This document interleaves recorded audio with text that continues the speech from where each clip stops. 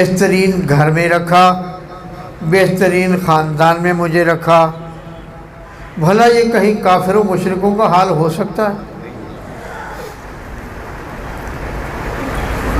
تو جس محبوب پاک صاحب الاولاق صلی اللہ علیہ وسلم نے اپنی میلاد کا قصہ خود ہی بتا دیا ہے، یہ تو چھپ نہیں سکتا، چھپ گیا ہے، حدیث کی کتابوں میں موجود ہے۔ پڑھو گے تو صحیح نا،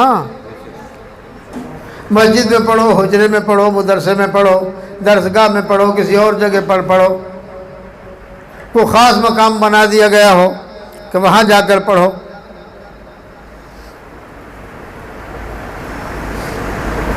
اس سے آگے ترمذی کی ایک روایت ہے، اب میرا حوصلہ تھوڑا سا کچھ کمزور ہوا ہے، اس میں لفظ میلاد بھی ہے، اور امام ترمذی رحمہ اللہ نے باب میلاد مستقل باب باندھا ہے، حضور صلی اللہ علیہ وسلم کے احوال اس میں لکھے۔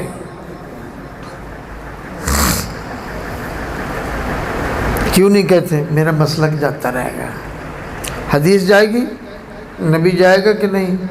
لفظ میلاد کا تو نبی کی زبان سے بھی نکل رہا ہے، پھر ایمان بھی باقی رہے گا کہ نہیں رہے گا؟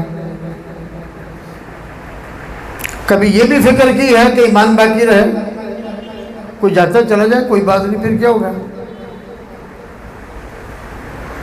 ایک بات سمجھانے کے لیے عرض کر دوں، حضرت سلیمان علیہ السلام کے زمانہ میں قحط پڑ گیا، حضرت سے آ کر لوگوں نے خوشامد کی کہ مہربانی کریں، آپ نبی ہیں، دعا کر دیں، بارش برس جائے، ہم بس جائیں گے، جانور مر رہے ہیں، ہم بھی بیمار ہو رہے ہیں، بچے بھی بیمار ہو رہے ہیں، کوئی مہربانی کر دیں۔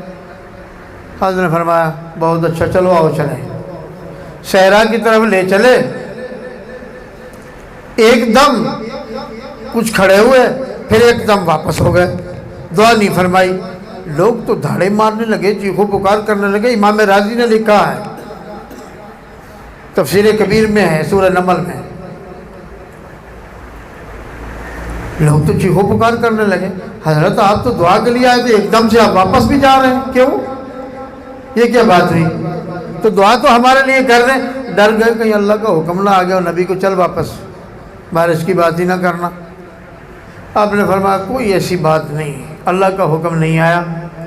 ایک کیڑی کو میں نے دیکھا ہے، ایک چونٹی، اس کو میں نے دیکھا ہے، یہ گرم ریت میں لوٹ پوٹ تھی اور رو رہی تھی، کہتی یا اللہ تیرے بندوں سے گناہ ہوا ہے، اس کی سزا ہم بھی بھگت رہی ہیں، یا اللہ تیری بارگاہ میں تیرے بندوں کے لیے میں توبہ کرتی ہوں، بس ان کو معاف کر دے اور بارش دے دے۔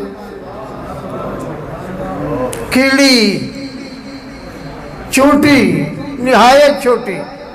آپ نے فرمایا بس اس کی دعا پر میرا دل پسیج گیا، میں نے سوچا کہ میرے اللہ نے اس کی دعا بس سنی لی ہے، مان ہی لی ہے، چھوٹی صحیح یہ اور بات ہے۔